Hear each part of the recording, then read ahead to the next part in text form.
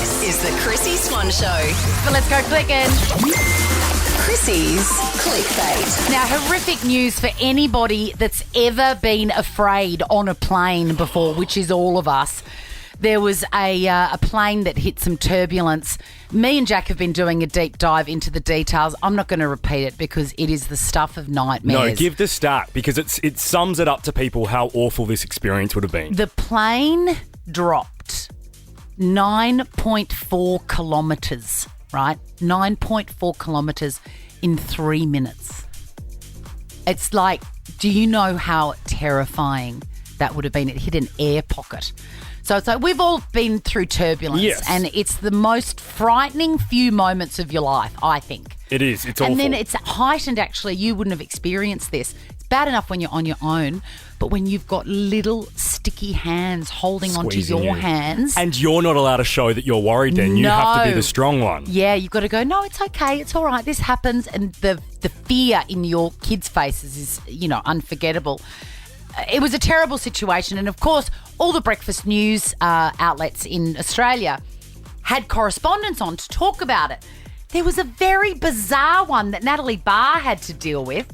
His name is Richard Gloucester or something? Quest. Richard Quest. Richard Quest. Yes, and he goes on to talk about there were injuries, and they mainly occurred because the air pocket was hit at breakfast. Everyone was just waking up. You never have your seatbelt on a long-haul flight. And especially when they're serving breakfast, you might have just gone to the bathroom. Yes. You're getting your tray table down and trying to get comfortable to eat your food. You're waking up. Yeah. You don't have your seatbelt on. None of us have our seatbelt on.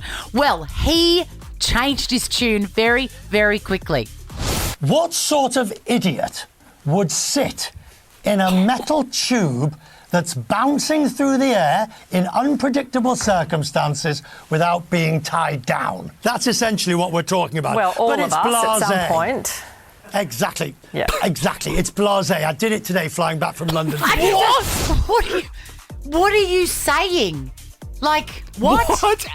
Also, someone lost their life, man, and the way he's calling them What idiots. sort of an idiot? He's a very weird man. I think given that he just got off a flight himself, I think someone was frequenting the drinks trolley. Do you? I would have thought so. Because he also brought out a model plane to start showing what turbulence looks like. And something else bizarre, like a pillow or something. Richard, we get it. We don't need you to visually show us with a toy plane. Yeah, he definitely was partaking of those little tiny bottles of Johnny Walker.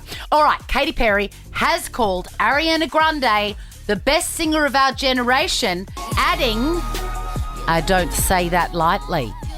Thoughts, concerns, opinions, Jack? Given that you've just said that Billie Eilish's album is your favourite album of all time. It is. It was born 2 seconds ago. Swan, it came out Friday. I hosted basically my own listening party on Sunday night at home with my housemate. It is so good. Like every song I love. But it's true, Folklore is my favourite album of all time. I get it. Back to Ariana. Yeah. I kind of agree with Katy. I think I do too. And, we're not really Katy Perry fans. No. But I think she's got something here. And, oh my God, we haven't talked enough about the Wicked trailer. Yes. I think Ariana Grande's just, going to take off and be the biggest thing that's ever happened. And I've seen Ariana live, and there really is no voice like hers, and the vocal, I guess you would call it, runs that she can do, the notes she can hit, it's quite impressive. Very impressive. Not unlike Katy Perry's husband on a canoe. The Chrissy Swan Show. Chrissy's Clickbait. Has a JoJo Siwa pulled off an amazing rebrand? One of the greatest rebrands. Now, I feel like I knew about her because of a hair bow. Yeah, that's correct. She wore one on Dance Moms. Right, and then you could buy that JoJo Siwa bow.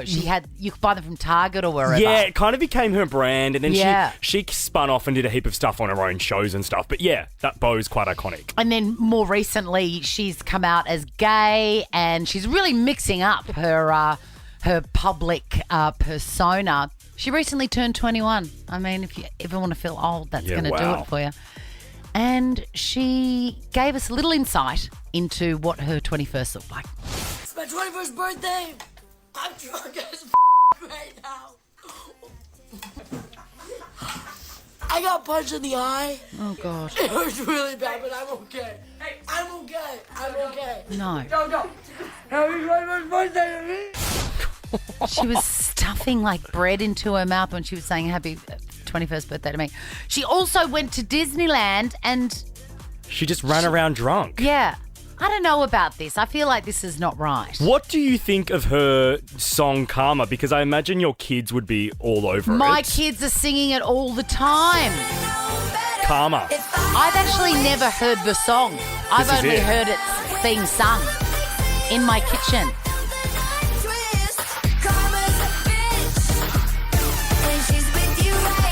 Yeah, it's good. Let's talk about Kelly Rowland. Now, someone needs to go and see someone about some hormone replacement therapy, I think. Because she has turned up at a red carpet event, Cannes Film Festival, if you don't hardly mind. Yeah. And she was so cranky.